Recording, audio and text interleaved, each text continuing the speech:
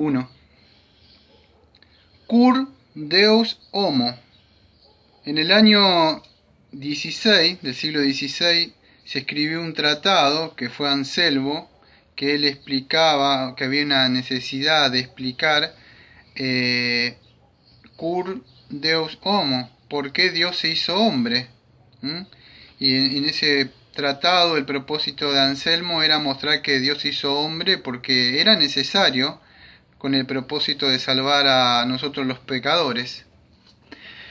Y en el día de hoy no vamos a ver el tratado de Anselmo, pero sí los invito a abrir sus Biblias en Romanos capítulo 8, versículo del 1 al 4, que es lo que vamos a considerar en esta primera parte. Viviendo en el Espíritu. Ahora vamos a considerar ninguna condenación para los que están en Cristo Jesús. Romanos 8, capítulo 1, del versículo 1 al 4.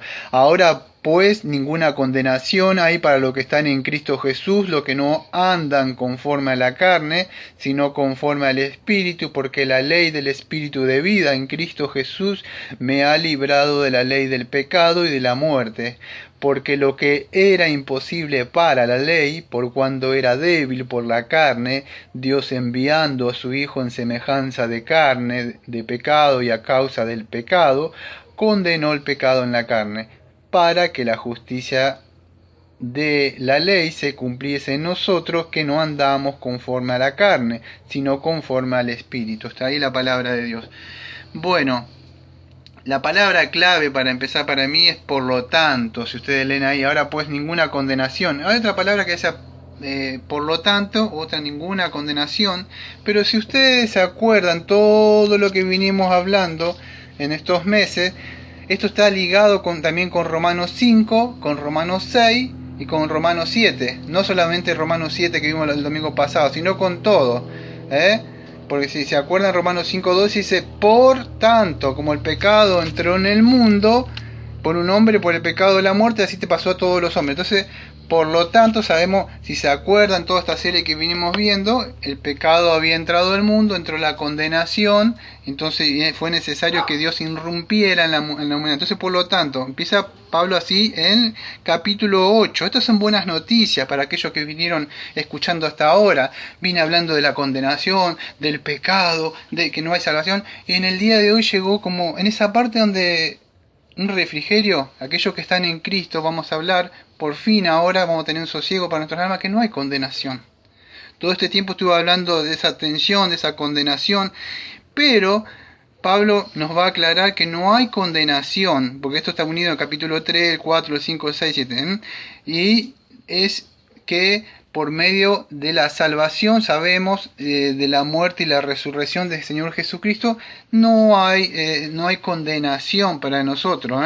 Acuérdese que esta parte de ninguna condenación sería como como un equivalente de decir de que estamos justificados. No hay condenación, ¿por qué? Porque estamos bien para con Dios, por eso, porque Cristo pagó. Y eso es un resumen de lo que voy a hablar ahora todos estos casi 40 y pico de minutos en estas tres grabaciones. Entonces, no hay ninguna condenación para los que están unidos a Cristo. Ahora, para poder entender esto, tienen que acordarse lo que yo vi en Romanos 6, ¿qué son? No hay condenación para los que están unidos, los que están bautizados, los que están injertados en Cristo, solamente para ellos. No lo que es una simple oración de fe y ya con eso creen que son salvos. Los que están unidos, y para eso deben haber seguido todo lo que venía hablando en esta serie de Romanos. Entonces, ¿por qué? Porque el Padre castigó o ejecutó en la cruz, en el cuerpo de Cristo, por eso era necesario que el Señor Jesucristo se encarnara, ¿no? Tenía que pagar y saldar entonces no hay ninguna condenación. O sea, ¿por qué digo esto? Porque esto nos va a traer paz y seguridad a nuestras mentes, de a pesar que a veces no nos vemos, que estamos totalmente glorificados y no andamos como tendríamos que andar, pero la deuda ha sido saldada. Dios nos va a andar pidiendo dos cuentas.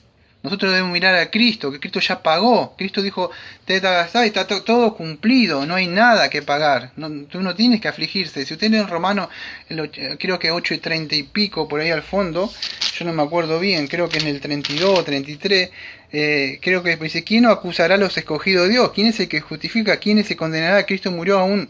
¿Quién nos separará del amor de Cristo? ¿Qué pecado te puede separar de Cristo? Esto no significa que vayan a pecar, pero cuando caen y pecan, tenemos ahora a Cristo, el mediador. Entonces, no hay ninguna condenación para ustedes.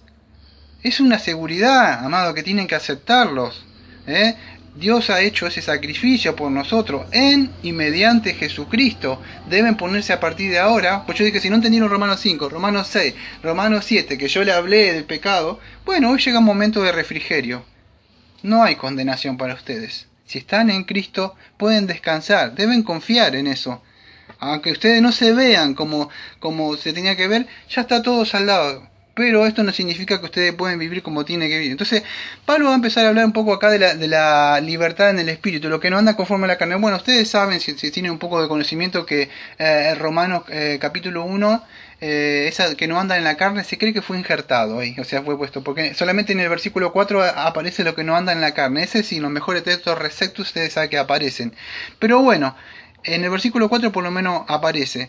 ¿Qué es esto de la libertad del espíritu? Es lo que vamos a ver un poco ahí, de la ley del espíritu de vida que nos ha librado del pecado y la muerte. Bueno, vamos a ver cómo sucedió esto. Aunque ya mucho lo sabemos, pero es el Evangelio.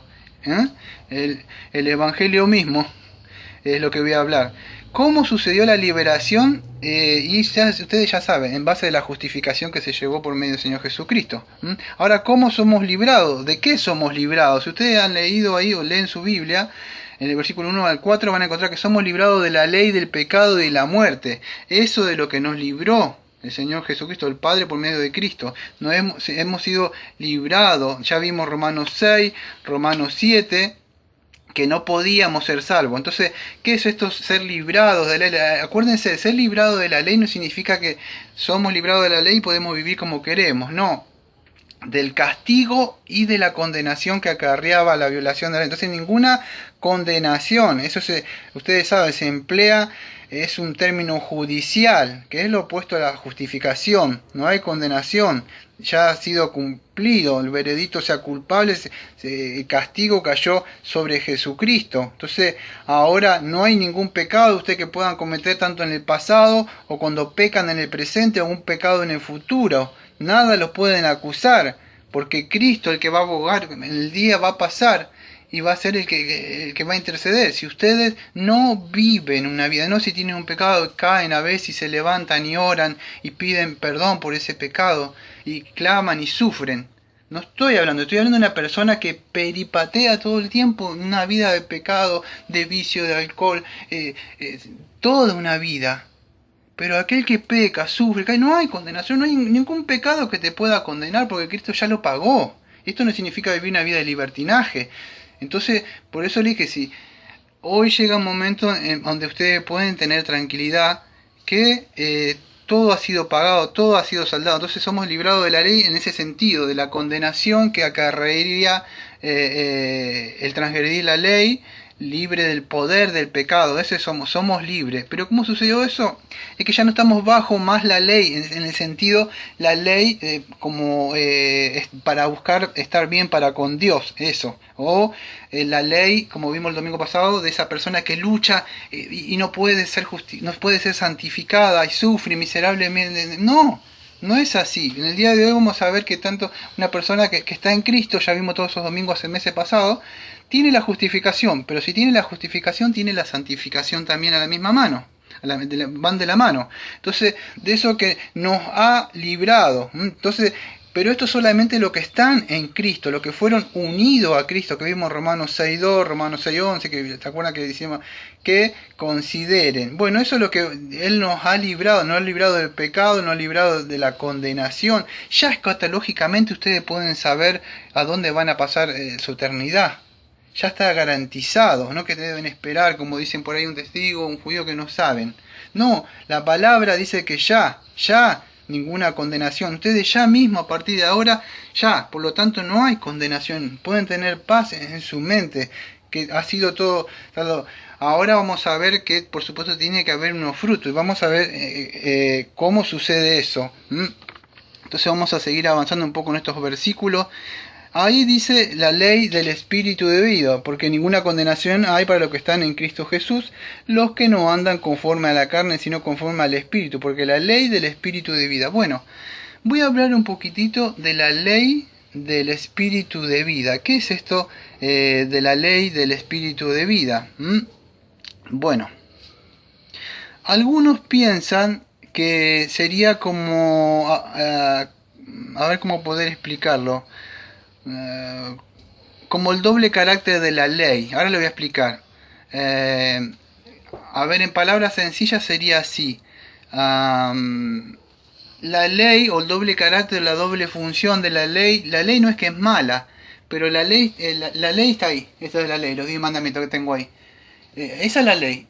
Él dice, ¿puede dar vida? Y si la cumplí, sí, el problema es que no la puedo cumplir. La doble función es que ella me condena, me muestra mi condición pecaminosa y estoy perdida.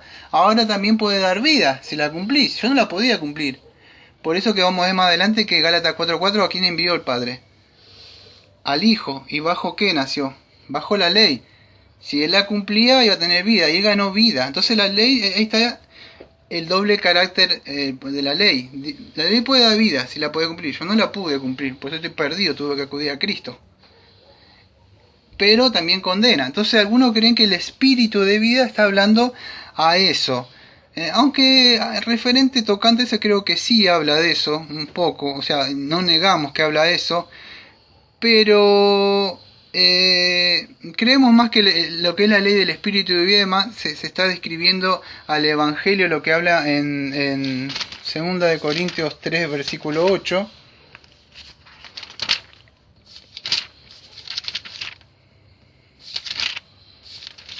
Que dice así: ¿cómo no será más bien con gloria el ministerio del Espíritu? Porque si el ministerio de condenación fue con gloria, mucho más abandonará en gloria el ministerio de justificación, porque aún lo que fue lo glorioso no es glorioso en este respeto en comparación con la gloria de más eminente. Bueno, y ahí viene hablando un poco de la ley, o sea, Pablo se acuerda del nuevo pacto, y bueno, entonces creemos que esta descripción, que la ley del espíritu de vida, a ver si lo puede entender, lo voy a explicar en palabras sencillas, habla del Evangelio. ¿Por qué creemos eso? Porque la ley del ministerio de espíritu de vida, o sea, la ley, cuando yo la predico, es un ministerio de muerte, sabemos, o sea, no porque te mata, es que no, ya estás condenado, ya la ley solamente te muestra tu condición pecaminosa. Ahora la ley del espíritu y vida, porque la ley es espíritu, aunque no es letra muerta. Entonces, ¿qué es? La palabra de Dios es espíritu y vida. Creo que es con Juan 6:63, por ahí no me acuerdo bien el texto. Puede dar vida. ¿Cuándo da vida, Daniel? Bueno, cuando predico la palabra de Dios yo a una persona, no significa que va a ser salva. En mis primeros años me acuerdo que yo predicaba y estaba contento pensando que las personas tenían el verdadero evangelio y iban a ser salvas. Yo me acuerdo que sufrí mucho porque no sucedía eso. ¿Qué pasaba entonces? Es que el Espíritu Santo toma de la palabra, pero esa palabra va a la mente, tiene información, asentimiento, pero si la persona no cree no puede ser salva. Entonces el Espíritu sopla donde quiere soplar y regenera donde Él quiere. Tiene que abrir el corazón. Entonces es el ministerio del Espíritu Santo, diría yo. El ministerio del Espíritu, que ustedes si tienen su vista en la Biblia, van a encontrar que dice el Espíritu de vida, porque la ley del Espíritu de vida, versículo 2, que me ha librado de la ley de pecado. Entonces, ¿qué es el espíritu de vida? Para mí es el ministerio del Espíritu Santo, pero no esas cosas raras que ven en las iglesias ahora, así. No. Es el espíritu que cuando yo predico la palabra o alguno predica, esto no es letras muertas, esto no es algo que está escrito ahí, esto cobra, tiene vida, el Espíritu Santo utiliza y puede dar vida a una persona. En una persona lo vuelve en sí, vamos a decir, de su estado donde está. Entonces, el ministerio que tiene el Espíritu Santo en el día de hoy, y ustedes saben, si han leído nuestra confesión, que está acá, lo que creemos nosotros, van a encontrar del Evangelio, o sea, cómo opera el Espíritu Santo. ¿Qué es eso? Él utiliza el Evangelio. Si no le predicamos el Evangelio, el ministerio del Espíritu Santo, vamos a decir, él puede salvar o utilizar a otra persona, pero él tiene que utilizar ¿qué? El Evangelio. Entonces creemos que el ministerio del Espíritu de vida es la forma en como que los libra a Dios. ¿Cómo los libra a Dios? ¿Cómo te libró? ¿Cómo me libró a mí? Por medio del Evangelio y el Espíritu Santo, están unidos. ¿Eh? Entonces el Espíritu Santo, en ese sentido, el Espíritu de vida, ahora tenemos un poquito más de información, leemos, porque la ley del Espíritu de vida, Cristo me ha librado de la ley de pecado y la muerte, versículo 2. Entonces ahora tenemos un poco más de entendimiento y podemos entender esto del Espíritu de vida, el Espíritu Santo, el ministerio, no esas cosas locas que vemos por ahí, sino que es lo que debemos predicarle. Ayer andaba predicando, fui a comprar y le predicó a un pastor de esos pentecostales y me dijo, ¿sabes lo que pasa, Daniel? Que la gente necesita una palabra, le digo. ¿Y sabes lo que pasa? Lo que necesita Pablo, porque se llama Pablo, ¿sabes qué necesita Pablo? Es el Evangelio, le digo. No una palabra, le digo. Necesita el Evangelio. ¿Sabes cuál es la necesidad más grande? ¿Sabes qué me dolió a mí? Que le pregunté, ¿sabes cuál es la necesidad más grande que tiene el hombre? No, es estar bien para con Dios. ¿Sabes qué es justificación? Le digo. Entonces me di cuenta que ni siquiera el Evangelio, y tenía un montón de gente a cargo. Entonces, es estar justificado, estar bien para con Dios. ¿De qué te sirve predicarle todo? Entonces, el ministerio del Espíritu de vida, amado, y no estoy hablando mal de ese hombre, Dios le salve. Pero ese es cuando el Espíritu Santo utiliza el Evangelio, las buenas noticias. Entonces esto tiene más sentido para nosotros. Ahora podemos entender todo esto lo que veníamos hablando. Nos libra de la ley, nos libra de la maldición, porque Cristo nos libró de eso. Nos libró de la esclavitud, del pecado, de la muerte. Ya no hay condenación. Ustedes pueden tener tranquilidad en sus mentes a partir de ahora. Aunque a veces pequen y sufren, Señor. Si ustedes pueden mirar atrás y decir, yo no soy lo que era antes. Vemos que el Espíritu de Dios, la obra que empezó, así sea chiquitita, Él la va a terminar. Ustedes, ¿por qué están escuchando ahora acá? ¿Y por qué no están por ahí? Es porque algo pasó seguramente. Entonces, hay que confiar que no hay condenación. Nada te puede separar. No te dejes escuchar la voz del enemigo del pecado. No, porque haces esto. No. Si de verdad no vives una vida peripateando de la noche a la mañana, es posible que seas salvo. Entonces les invito a que confíen en el Evangelio.